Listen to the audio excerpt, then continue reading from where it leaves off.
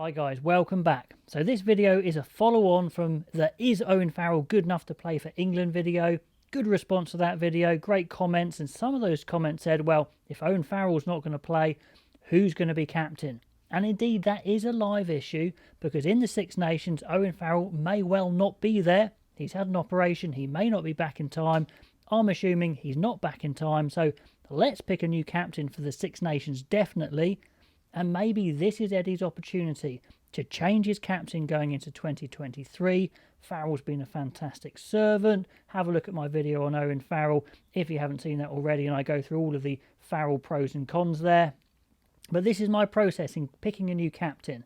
First of all, the long list. I literally just put down 10 options that I thought were possible options. I didn't try and overthink it. And then I went through a process of experience. Are they a guaranteed starter? Do they have leadership qualities? Could they go on to the World Cup? So this is my long list.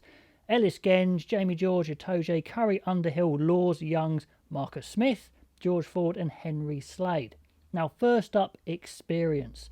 Who's got the most experience here? Well, Ben Youngs has got over 100 caps. Could be him. Courtney Laws near 90 caps. Then you've got Itoje, Jamie George, George Ford with a lot of caps as well. So they could be in the picture because of experience.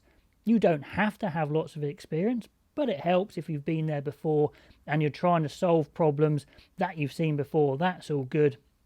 Does anyone miss out because of experience? Well, I think one person does, and I think Marcus Smith does, and that was pretty obvious it was coming. It's probably too early for Marcus Smith. You know, I think he would be a good captain going into the future at some point, maybe one day, but he's got plenty on his plate, just getting into international rugby, learning his trade at 10. He's going to be a leader anyway, bossing players around the park as a 10, so it's not really a big problem not having him as captain anyway, and I don't think it's particularly realistic, so he goes off the list down to 9.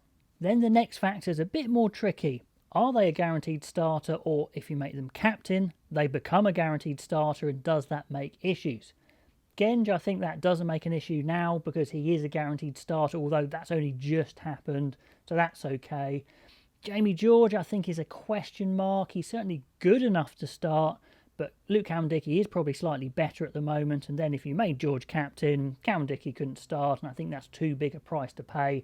So George drops out at this stage for me.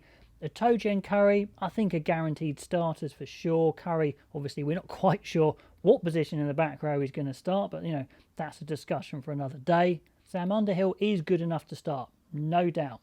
But if he's the guaranteed 7, you're just limiting the options. You can't play Curry there. You've got Laws, Simmons, Dombrandt. How do you get the mix right? It's just a little bit of an annoyance that you probably don't need, so I think he drops out in this stage.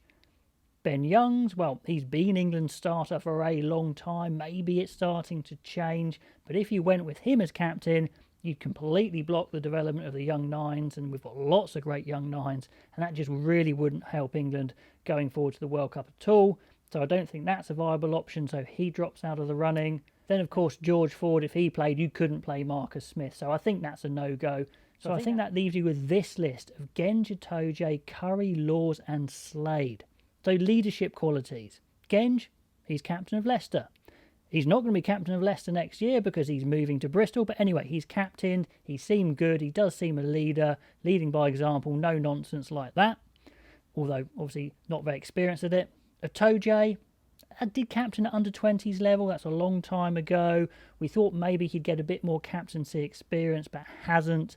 But he's certainly inspirational. He does speak a lot. He's a big voice in the team, so he does show leadership qualities. Curry, Mr. 100%, great attitude, honest, and has been given more leadership as time's gone on. So I think he's probably just about in the range there of leadership qualities.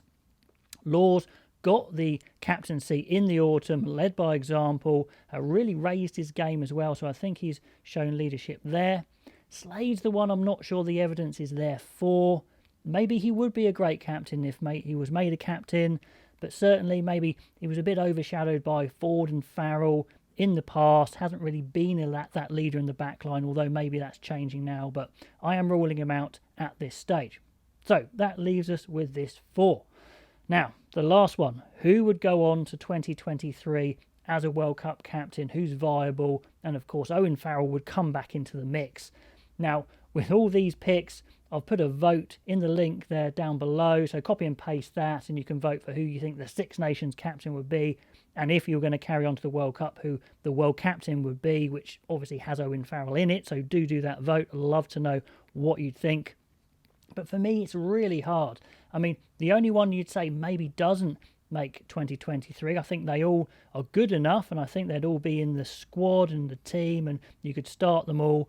But Laws would be 34 and a bit come the World Cup, and you know, it's easy to say, yes, he's going to make it, but time has got no respect for our opinions at all. You know, it's the same with Sexton. We all think he's good enough to make it, but you never know what age can do to you. So Laws, I think, is just on the edge a bit there, so I wouldn't pick him as captain going towards 2023. It's really hard, so it comes down to the other three if I was doing that. If I was to pick a captain just for the Six Nations, I think I would go Courtney Laws if you were to make a decision after that. But if it was going to the World Cup, I wouldn't. I'd go for Genge, Itoje or Curry. Genge, don't know yet, just a hunch. I'm not sure. Could be great. Would be a bit more of a punt. Itoje, I think he certainly displayed lots of good leadership, got great experience, guaranteed starter. How would he interact with the ref? Would he wind people up? I'm not so sure. So I'd probably go by default Curry. So not overly sure about this one. I'm going Curry if it was a World Cup captain, going Laws if it was just Six Nations. But anyway, guys, let me know what you think in the vote. Love to know what you think, and I will catch you next time.